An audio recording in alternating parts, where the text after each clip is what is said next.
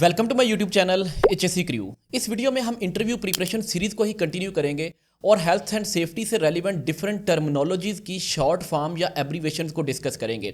Most of the time ये interviews में पूछे जाते हैं और फ्रीक्वेंटली साइट के ऊपर इन्हीं टर्मिनोलॉजीज को सेम शॉर्ट नेम्स या एब्रीवेशंस के साथ डिस्कस किया जाता है या इनके बारे में बात की जाती है।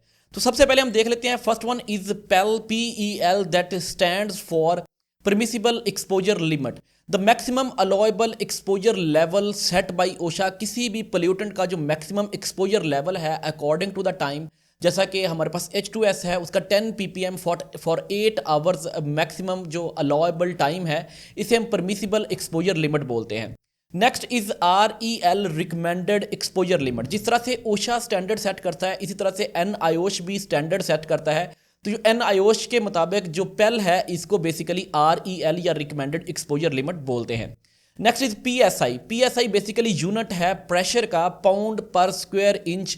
किसी भी क्लोज्ड कंटेनर में गैस या फिर लिक्विड या फिर कोई भी हमारे पास जो फ्लूइड है उनके प्रेशर को मेजर करने के लिए यूजली ये यूनिट्स यूज होते हैं। Next is STEL, short term exposure limit. ये भी पोल्यूटेंट्स को एक्सपोज होने के लिए 15 मिनट का टाइम पीरियड, एक शिफ्ट में 4 दफ़ा आप एक्सपोज हो सकते हैं।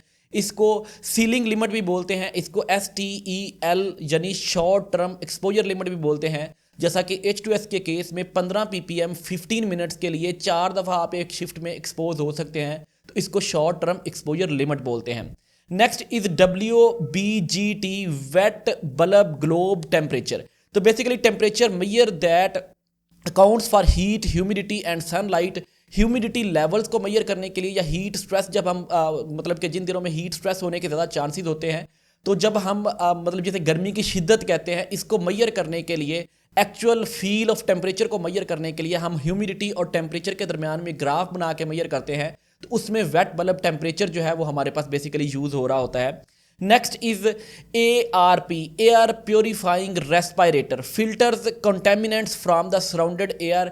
बेसिकली क्या है कि जनाब एयर प्योरीफाइंग रेस्पिरेटर, इसमें कोई भी मीडियम है, जैसा कि हमारा फेस मास्क है, डस्ट मास्क है, कार्ट्रिज फिल्टर है, तो एक मीडियम में से एयर जो है वो पास आउट करके हम उसको इनहेल करते हैं और जो भी कंटेमिनेंट्स होते हैं वो उस मीडियम के ऊपर रिटेन कर जाते हैं। इसको एयर प्योरीफाइंग रेस्पिरेटर्स बोलते हैं। उसके बाद आ जाता है ASR, एयर सप्लाइंग रेस्पिरेटर। ऐसे रेस्पिरेटर्स जिसमें एक कंटेनर, एक सिलेंडर से एयर सप्लाई प्रोवाइड की जाती है, जैसे कि सेल्फ कंटेन्ड ब्रीदिंग ऑपरेटर्स है या BA ट्रॉली है, इसको ASR यानी एयर सप्लाइंग रेस्पिरेटर बोला जाता है। Next is SCABA, self contained breathing operators, breathing device that supplies air independent of environment. मतलब एक सिलेंडर में से एयर की सप्लाई जा रही होती है, यूजली फायर फाइटिंग या रेस्क्यू पर्पजेज के लिए इसको यूज़ किया जाता है, या शॉर्ट टर्म काम जैसे कोई बैटरी लिमिट के ऊपर ब्लाइंडिंग वगैरह करनी तो उसमें इसको यूज़ किया जाता है।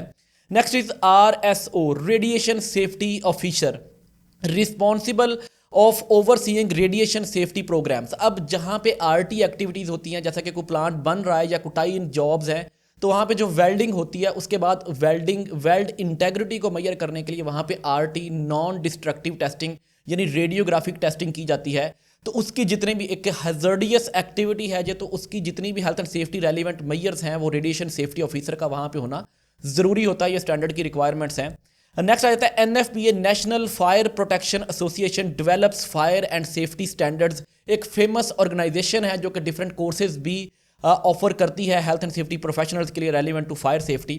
Next is TWA, time weighted average, average exposure to a contaminant over a work day. मतलब 8 आवर की शिफ्ट के लिए एक बंदा कितने कंटेमिनेंट्स को एक्सपोज होता है, उसकी calculation basically time weighted average के हिसाब से की जाती है। Next is ERP, emergency response plan बोलते हैं, outline steps to take during emergencies to protect health and safety. मतलब कि in case of any emergency हमने किस तरह से रिएक्ट करना है, उन स्टेप्स को एक प्रॉपर वे में एमरजेंसी रिस्पॉन्स प्लान में मेंशन किया जाता है। और जब ERP की बात की जाएगी तो अंडरस्टूड होगा कि ये एमरजेंसी रिस्पॉन्स प्लान की बात हो रही है।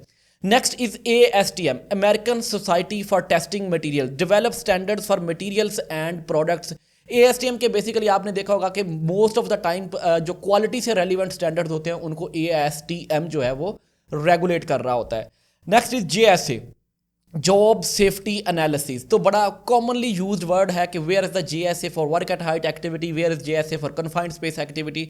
तो बेसिकली क्या होता है, identifies hazard in a task to prevent workplace incidents और एक्सीडेंट्स को प्रिवेंट करने के लिए हैजर्ड्स को आइडेंटिफाई किया जाता है, रिस्क लेवल को कैलकुलेट किया जाता है, एग्जिस्टिंग कंट्रोल्स की एडिक्वेसी चेक की जाती है। तो बेसिकली इसको हम क्या कहते हैं, JSA जॉब सेफ्टी एनालिसिस कहते हैं। Next is LEL lower explosive limit बोलते हैं इसको जनाब। The lowest concentration of gas or fumes in the air that can ignite is called LEL। तो जो भी हाइड्रोकार्बन जहाँ पे मतलब कि इन्वॉल्व हो वहाँ पे हम पहले गैस टेस्टिंग करते हैं, और LEL हॉट वर्क एक्टिविटीज़ के लिए 0 होनी चाहिए। जब भी LEL की बात होगी अंडरस्टूड है कि लोअर एक्सप्लोसिव लिमिट की बात हो रही है। इसी तरह से UEL upper explosive limit, the maximum concentration of fuel in the form of gas or vapors in the mixture of air that can ignite is called upper explosive limit। तो इसको भी कैलकुलेट किया जाता है। तो जो भी कोई हमारे पास हाइड्रोकार्बन है या फ्लेमेबल या फिर कंबस्टिबल मटेरियल्स हैं, गैसेस हैं या फ्यूम्स हैं या लिक्विड्स हैं, वो बेसिकली LEL और UEL के दरमियान में जलते हैं। तो ये बेसिक कॉन्सेप्ट है फ्लेमेबिलिटी से रेलिवेंट। नेक्स्ट हमारे पास आ जाता है GFCI ground fault circuit interrupter, device preventing electrical shock by shutting off the circuits. जैसे कि सर्किट ब्रेकर्स होते हैं, इसका GFCI अगर कोई बोलता है व्हाट इज GFCI, तो basically ground fault circuit interrupter इसको बोलते हैं। नेक्स्ट हमारे पास आ जाता है BSI British standards institute. BSI develops safety and quality standards in UK। BSI के स्टैंडर्ड्स की बात हो रही होती है समटाइम किसी JSA में या किसी भी मतलब कि जो हेल्थ एंड सेफ्टी से रेलिवेंट डॉक्यूमेंट है उसमें इसका रेफरेंस दिया होता है। तो BSI ब्रिटिश स्टैंडर्ड्स इंस्टीट्यूट के बारे में बात हो रही होगी एट दैट टाइम। नेक्स्ट आ जाता है SWL that is safe working load. अब एक किसी भी इक्विपमेंट की वो मैक्सिमम हमारे पास कैपेसिटी एक लोड उठाने की सर्टन सर्कमस्टांसेस में उसको सेफ वर्क लोड कहते हैं। यूजुअली क्रेन्स, फोकलिफ्ट्स, इन चीज़ों में ये यूज़ होती है। ANSI American national standard institute coordinates US voluntary safety standards के रेलिवेंट ये मतलब ऑर्गेनाइजेशन है, हेल्थ एंड सेफ्टी स्टैंडर्ड्स को रेगुलेट करती है ANSI स्टैंडर्ड्स। उसके बाद आता है LTI लॉस्ट टाइम इंसिडेंट। अब लॉस्ट टाइम इंसिडेंट क्या है, incident result in time of worker की सेफ्टी मैट्रिक, इसको मेजर करते हैं लॉस्ट टाइम इंजरीज को कि प्रोजेक्ट के ऊपर कितनी लॉस्ट टाइम इंजरीज LTI हुई हैं। तो बेसिकली क्या होता है कि ऐसा एक्सीडेंट जिसमें वर्कर एग्जिस्टिंग शिफ्ट कंप्लीट ना कर सके और नेक्स्ट शिफ्ट में उस एक्सीडेंट की वजह से ना आ सके, उसको हम LTI यानी लॉस्ट टाइम इंजरी बोलते हैं। नेक्स्ट हमारे पास आ जाएगा LMI लोड मूवमेंट इंडिकेटर। तो ये एक डिवाइस है जो कि ओवर वेट उठाने को प्रिवेंट करती है, बेसिकली क्रेन्स में यूज होती है। जब भी LMI की बात होगी इसका मतलब यह है कि load movement indicator. Next is MSDS material safety data sheet, information sheet on handling storing using hazardous chemicals के बारे में एक कंप्लीट इंफॉर्मेशन होती है, इसको हम MSDS कहते हैं। इसके अप्रॉक्सीमेटली 16 डिफरेंट पार्ट्स होते हैं जिसमें पूरी डिटेल ऑफ द केमिकल जो है वो मेंशन होती है। Next is COSH COSHH control of hazardous control of substances hazardous to health. ठीक है, COSHH का मतलब क्या है कि जनाब control of substances hazardous to health, इसको हम कोश बोलते हैं। UK रेगुलेशन है बेसिकली हैजर्डियस सब्सटेंसेस को यूज और हैंडलिंग के बारे में। नेक्स्ट इज हमारे पास OSHA occupational health and safety administration, USA की एक ऑर्गेनाइजेशन है। सेवरल जो हमारे पास क्वालिफिकेशन, सर्टिफिकेशंस और स्टैंडर्ड्स प्रोवाइड करती है। Famous qualification 30 hour construction safety compliance है या 30 आवर जनरल इंडस्ट्री कंप्लाइंस है। Next is CFR code of federal regulation, जो USA रेगुलेशन से रेलिवेंट एक मतलब हेल्थ एंड सेफ्टी का अदारा है, उसे CFR code of federal regulation के अंडर आता है। वो बेसिकली मतलब CFR रेगुलेट करती है हेल्थ एंड सेफ्टी स्टैंडर्ड्स को USA में। इस तरह से आ जाता है हमारे पास OHSAS occupational health safety administrative series. अब इसके भी सेवरल टाइम पे हमारे पास ये मोस्ट ऑफ द जो ऑर्गेनाइजेशंस की बात कर रहा हूँ, ये जब हम किसी स्टैंडर्ड की बात करते हैं तो उसमें रेफरेंसेस के तौर पे बेसिकली यूज हो रहे होते हैं, इनका हमें पता होना चाहिए। Next is ELCB earth leak circuit breaker, detect ground fault. जब भी कोई मतलब फॉल्ट आता है तो ग्राउंडिंग के जो हमारे पास कनेक्शन होते हैं उसमें ground fault flow of electric current को मेजर करता है बेसिकली ये, और इलेक्ट्रिकल सर्किट्स को प्रिवेंट शट ऑफ करवाता है और इलेक्ट्रिक्यूशन को प्रिवेंट करता है। तो ELCB basically stand for earth leak circuit breaker. Next is PPE personal protective equipments, hard hat, goggles, face mask, coverall, shoes, SCBA, कोई भी हमारे पास रेस्पिरेटर्स, जितनी भी ये ईयर प्लग्स, ईयर मफ्स, ये सारे हमारे पास क्या आ जाते हैं पर्सनल प्रोटेक्टिव इक्विपमेंट्स, और शॉर्ट फॉर्म है हमारे पास PPE। Next is SOP, standard operating procedures. एक documented step by step procedures होते हैं कि आपने एक्टिविटी को किस तरह से करना है, इनको बेसिकली एसओपी या स्टैंडर्ड ऑपरेटिंग प्रोसीजर्स बोलते हैं।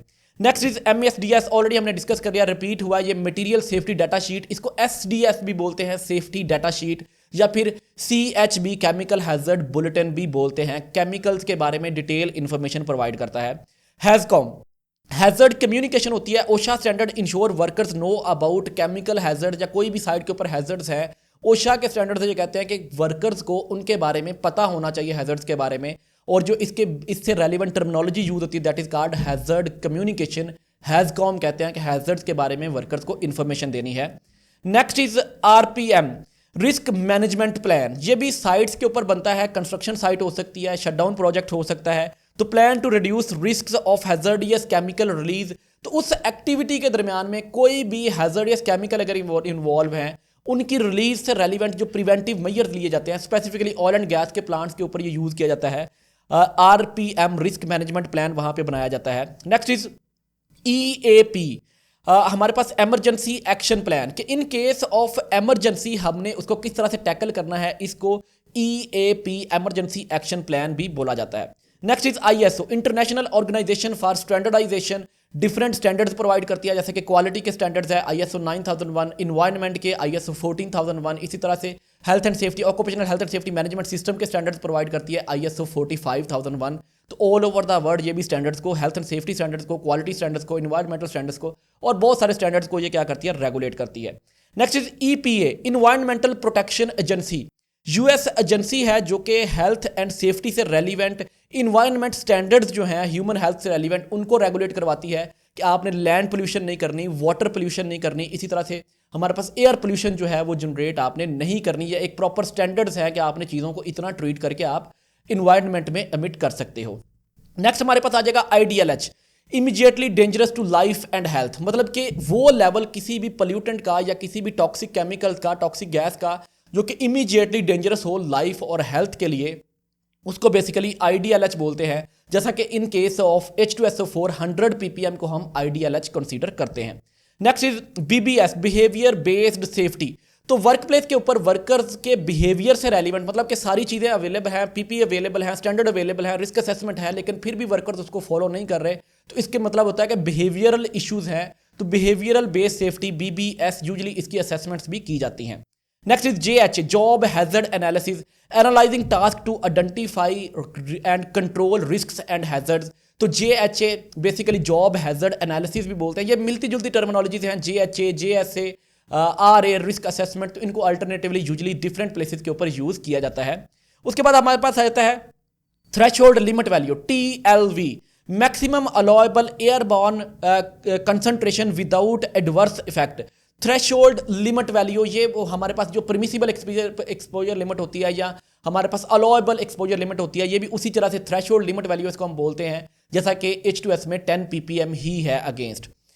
नेक्स्ट आ जाता है हमारे पास EHS, environmental health and safety, तो ये प्रोग्राम पॉलिसीज इन्वायरमेंटल जो हमारे पास फैक्टर्स होते हैं उनसे रेलिवेंट वर्क प्लेस के ऊपर ये बनाई जाती है।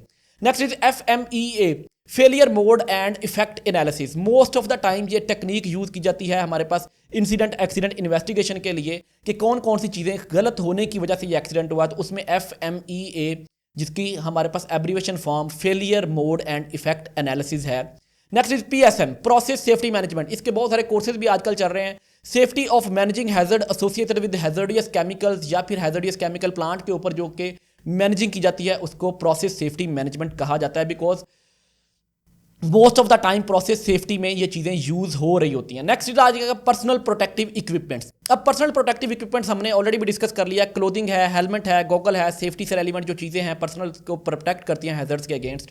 Next is ERT, emergency response team, her plant के ऊपर एक एमरजेंसी रिस्पॉन्स टीम होती है, उनको ट्रेनिंग प्रोवाइड की जाती है, वो रिस्पॉन्सिबल होते हैं मैनेजिंग एमरजेंसी, रेस्क्यू करना है किसी बंदे को, साइट पे कोई फायर एमरजेंसी होगी, कोई और एमरजेंसी होगी, तो उस एमरजेंसी में वो हेल्पिंग हैंड होते हैं वर्कर्स के लिए। Next is HIRA, hazard identification and risk assessment, most of the time Gulf में इसको हायरा ही बोला जाता है, hazard identification and risk assessment, hazards और रिस्क को आइडेंटिफाई किया जाता है और कंट्रोल किया जाता है। बेसिकली हमें याद रखनी है short form of HIRA, hazard identification and risk assessment. Next is NIOSH, national institute of occupational safety and health, US federal agency है अगेंस्ट ये हमारे पास पोल्यूटेंट्स की एक्सपोजर लिमिट्स को जो है वो डिफाइन करती है। जिस तरह से हमने ऑलरेडी REL के बारे में बोला था कि जो हमारे पास एक्सपोजर लिमिट है, रिकमेंडेड एक्सपोजर लिमिट है, वो NIOSH डिफाइन करता है कि जो H2S है उसकी 10 ppm है। Next is hazard, hazard identification इसको बोलते हैं। जब भी हमने रिस्क असेसमेंट करनी होती है तो उसमें फर्स्ट स्टेप हमारा हैजर्ड आइडेंटिफिकेशन होता है, जिसमें हमारे पास टास्क एनालिसिस है, जिसमें हम लेजिस्लेशन से हेल्प आउट लेते हैं, स्टैंडर्ड से हेल्प आउट लेते हैं, जिसमें हम प्रीवियस इंसिडेंट एक्सीडेंट से हेल्प आउट लेके हैजर्ड्स को आइडेंटिफाई करते हैं। ALARP, as low as reasonably practicable, हमने रिस्क असेसमेंट कंडक्ट करते हुए ये फ्रीक्वेंटली वर्ड यूज करते हैं कि हमने इतने कंट्रोल मेजर लगाने हैं कि रीजनेबली प्रैक्टिकेबल फॉर्म में आ जाए, कि हम वहाँ पे बहुत ज़्यादा फाइनेंस भी ना इन्वॉल्व कर रहे हैं और बहुत ज़्यादा रिस्क भी हाई ना हो, तो मीडियम लेवल पे जहाँ पे हम इजीली काम कर सकें उसे कहते हैं as low as reasonably practicable. Next आ जाएगा हमारे पास NRR, नॉइज रिडक्शन रेटिंग, मतलब कोई भी जो हियरिंग प्रोटेक्टिव इक्विपमेंट है वो कितने डेसिबल तक या मतलब कितने टाइम्स नॉइज को रिड्यूस कर सकता है, उसे हम नॉइज रिडक्शन रेटिंग कहते हैं किसी भी हमारे पास जो ईयर प्रोटेक्शन हम यूज़ कर रहे होते हैं। उसके बाद SRL, self retracting life line, तो बेसिकली ये फुल बॉडी हार्नेस के साथ कंस्ट्रक्शन साइट्स पे बेसिकली यूज़ हो रही होती है। ऐसी लाइफ लाइन होती है जो कि जब आप चलते हैं उससे अगेंस्ट तो वो थोड़ी लंबी होती जाती है और जब आप वापस आते हैं तो वो रीवाइंड हो जाती है, तो इसको हम सेल्फ रिट्रैक्टिंग लाइफ लाइन बोलते हैं। Next is EPA, environmental protection agency, ये भी एनवायरमेंट से relevant health and safety standards को प्रोवाइड करती है। CPR, cardio pulmonary resuscitation, first aid में CPR जब किसी बंदे का सांस मतलब कि कोई एक्सीडेंट हुआ है, उसको सांस नहीं आ रहा या उसकी हार्ट बीट नहीं चल रही, तो उसको CPR दिया जाता है, इसको कार्डियो पल्मोनरी रिससिटेशन बोलते हैं। Next is NSC, national safety council, USA की एक ऑर्गेनाइजेशन है, हेल्थ एंड सेफ्टी के स्टैंडर्ड्स को रेगुलेट करती है, इंप्लीमेंट करवाती है। नेक्स्ट हमारे पास आ जाएगा SOP, स्टैंडर्ड ऑपरेटिंग प्रोसीजर्स, के मतलब किसी भी टास्क को स्टेप बाय स्टेप किस तरह से सेफली कंप्लीट करना है, तो इसके स्टैंडर्ड ऑपरेटिंग प्रोसीजर्स जो है वो मेंशन किए जाते हैं। Next LMRA, last minute risk assessment, तो क्विक रिस्क असेसमेंट होती है अगर किसी एक्टिविटी की एक छोटी सी एक्टिविटी उसकी रिस्क असेसमेंट कंडक्ट नहीं की गई तो ऑन साइट इसकी रिस्क असेसमेंट कंडक्ट की जाती है, इसको LMR या लास्ट मिनट रिस्क असेसमेंट बोलते हैं। Next is FRC, flame resistant clothing, तो ऑयल एंड गैस में जब भी काम करते हैं तो जो कवर ऑल रिकमेंडेड होते हैं वो FRC कवर ऑल या फ्लेम रेजिस्टेंट कवर ऑल जो है वो रिकमेंड किए जाते हैं और सारे वर्कर्स ने वही कवर ऑल पहनने होते हैं। Next is DSC, display screen equipment, office में जो काम कर रहे होते हैं उनके जो बेसिकली मस्कुलोस्केलेटल इश्यूज आते हैं वो proper DSC display screen equipment ना होने की वजह से आते हैं, तो वर्क स्टेशन प्रॉपरली डिजाइन करने से रेलिवेंट ये टर्मिनोलॉजी है। Next is PTW, permit to work, एक वेरी कॉमनली यूज्ड हमारे पास जनाब ये टर्मिनोलॉजी है, जिसकी जैसे WPR होता है, वर्क परमिट रिसीवर, तो साइट के ऊपर जो भी अनप्लान्ड हाई रिस्क एक्टिविटी करनी है उससे रेलिवेंट हमें परमिट लेना पड़ता है। Next is VOC, volatile organic compound इसको बोलते हैं, हमारे पास ये chemical evaporation into the air, इसको वोलाटाइल केमिकल कंपाउंड्स बोलते हैं, तो VOC जब भी बात होगी वोलाटाइल ऑर्गेनिक कंपाउंड्स की बात होगी।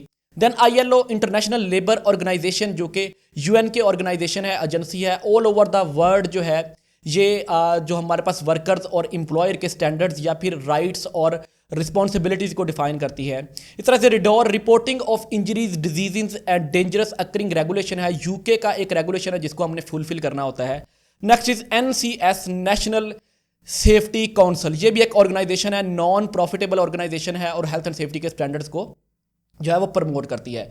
तो यहाँ पे हमारे सारे ऑलमोस्ट मैंने मैक्सिमम कवर करने की ट्राई की है कि मैक्सिमम एब्रीवेशंस को हम कवर कर सके।